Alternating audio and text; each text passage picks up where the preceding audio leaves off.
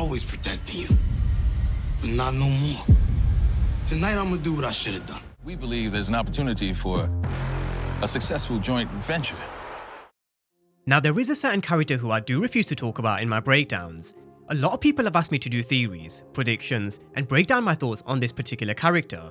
I may have mentioned him maybe once, twice, maybe 3 times throughout season 4, because I felt as if there was no need. Not yet anyway. I've also recently started to joke around in the comment section whenever the name is mentioned. I've been saying, who's that? Never heard of him. You know, I'm not going to bullshit you guys until there is official confirmation or when there's something new that could potentially make us genuinely ask the question and make us wonder, could it actually be time? I don't pretend to have a crystal ball. There are times where I've been right and there's been times where I've been wrong. But what I also mention is we can look at things from a logical standpoint. Where are we with storylines and character plot points? I mention history a lot because history doesn't repeat, but it sure does rhyme. And that's why I mentioned things such as Rock's pregnancy before episode 401. That was a prediction based on power history, or Marvin coming to save Amber, certain clues. So, is this another clue? Is it really time? Is it time to finally talk about a character I know a lot of you guys want me to talk about? Breeze. Is Snaps and Pop introducing Kanan to Breeze in the trailer for episode 10? A scene that was actually right at the end. That kind of gives me vibes of a after-end credit scene if you get what I mean. So, towards the end, we are going to be running through this specific scene. We're going to be looking at the arguments for and against, as well as whether it could actually be a curveball from Power, because there have been a fair few. It would be very Raising Kanan-like for them to throw as a curveball. There's also a lot to go through in terms of Kanan's alliance with Unique, throwing the blame all on Rock, an all-out assault between Unique's crew and the Thomases, and so much more. As always, I do have a couple of extra teaser scenes that do match up to episode 10, so we are going to be running through those as well. But let's start with the episode title and synopsis. Now, the title of episode 10 is Gimme the Weight, and the synopsis reads: a devastated Kanan furiously searches for answers and revenge. Rock attempts to stave off the collapse of her operation, as she and Lou prepare for possible war with Unique. We bring together you and Unique. It's an ideal arrangement for all parties involved. Now, this trailer kicks off with Snaps, Pop, and Kanan, where we hear Snaps telling Kanan bringing him together with Unique is an ideal arrangement for all parties involved. And this is one of the many things that Rock would have been worried about when she saw Kanan coming out of Unique's tailor shop towards the end of 409. What was Kanan doing here? But these two players, Snaps and Pop, are some serious players in the game. For a few weeks now, I've been saying they're the ones to watch out for. They're the ones who are controlling the chessboard. The warning was there from day one, and Rock also gave us a reminder back in 402. They say they're retired, but in truth, when are you ever retired from the game? They're definitely still playing the game, but they're playing it how they want. They're playing it from the comfort of their restaurant. They're not getting involved in any of these petty street wars, battle for territory, or hitting a crew back in retaliation. They're right at the top of the food chain, just sitting back, letting these little guys fight over the corners. And when they sense an opportunity, because chaos does bring opportunity, that's when they swoop in. That's what they've been doing over the past season or two. They've sat back, waited patiently until everything crumbles for them to then swoop in. Back in season 4 of Ghost, I said something very similar with the situation between Tariq, Brayden, and their war with the Tejadas. I said if Tariq could just sit back and wait, that's all he needs to do, because the Tejadas and Effie would self-destruct. They would have turned on each other, and the opportunity would have definitely presented itself. That's why Snaps and Pop are where they are. They of course do drop a hell of a lot of bodies. We saw it back in 409. Crystal got popped, pun intended, but they do wait for the right opportunity, and now's the time to turn the screw even more. I mean, they've already begun to mentor Kanan. They can see his talent. They know he's heading right to the top, and that's why they want to control him. That's why they've pinned Famous's death on Rock. That's why they're probably going to pin Crystal's death on Rock. But now's the time to hit the hammer blow and bring Unique and Kanan together. No doubt, they did start to drop the clues back in episode 409. Unique definitely likes the way Kanan moves. He likes the fact he wasn't afraid to step into the lion's den and said what he said, the way he did. He admired the way he said, yeah, I took Ronnie out. He needed to be checked and I'd do it again. Unique likes that he's grown up and wants to be his own man. It makes sense for the storyline. It makes sense to get the backing of these two heavy hitters. Unique also has no product at this moment in time, which is something Snaps and Pop probably can help with their connections, making a peace deal between Phil Russo and Stefano, and it also fucks with Rock. So, with that being said, let's move on to this war between Unique and Rock. We both got family. If mine's fair game, so is yours.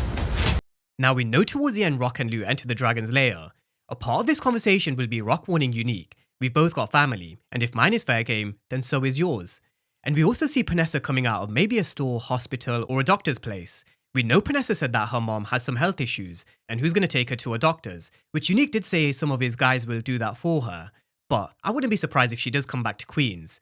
It also looks like Lou's keeping a very close eye on Panessa, and he is going to play a big role in episode 10.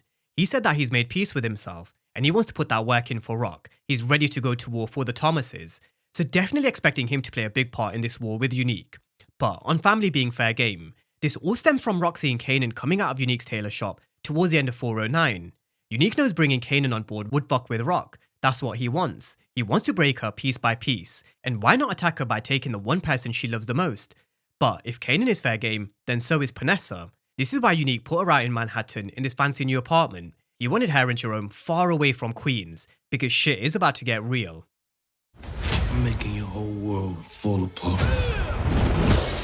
Now there is no way Unique is just going to sit back and take this threat from Raq. We know that's not Unique, so he will respond by telling Raq he is going to be making her world fall apart. Attacking Raq by teaming up with Kanan is definitely one way, and that will definitely hurt her the most. However, he is also going to be hitting her operation once again. We know he's been slowly hitting her operation over the course of season 4 by taking Andre, Richard and Sonny. He then hit a transportation business, took control over the corners of Queens thanks to Phil Russo and Akbar. He then took a step back for a short period on the orders of Phil Russo, but then he got rid of David in 409 thanks to Lamar Jackson's character E-Tone. The final punch will be to burn down her remaining restaurants, creating an alliance with Kanan, and then going after the Thomases. You need to hit first and hit fast. Now, we've got Raq saying they need to hit first and they need to hit fast, and she's definitely not wrong, because Unique is coming for them and he is going to be coming all guns blazing. But do they have as much muscle and power as Unique has from the backing of Akbar? Can they surprise him before he makes his move? He's definitely going to have his guard up, that's for sure. And who's to say he hasn't even gone and made an alliance with Snaps and Pop?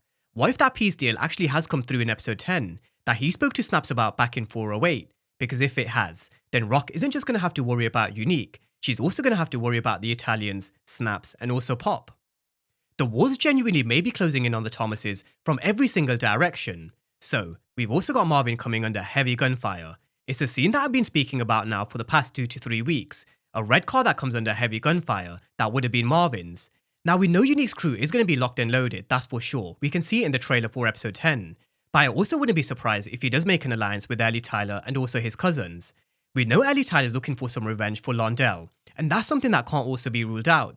Looking at the situation with Stefano and the Italians, someone is going to have to pay for the hit for the guy in Howard Beach, and Ellie Tyler did get himself ahead of that situation. So, Ellie Tyler and his cousins getting involved, that's something to definitely keep in mind for when it comes to the attack on Marvin. But let's come back around to Kanan and a scene from a teaser that we're still yet to see. You ain't with me, you against me. So we've got Kanan with his hands on his head, and I do think this may be him finding out about Crystal's death. We need to see Jukebox giving him that news, and once he does find out, that's when I think he's probably going to throw the blame in Raq's direction, maybe shouting this at Juke and throwing things across his apartment. We've also got a scene with Raq at the diner where she might be in conversation with Kanan. Maybe she's called Kanan to have another talk after she spotted him coming out of Unique's tailor shop. But the look on her face here, her reaction in this scene, it does look like a look of a defeated woman. Someone who believes that she may have just lost Kanan for good. It doesn't mean that she's going to give up, because those two words definitely don't exist in Raq's vocabulary. I don't think we'll ever see Raq give up.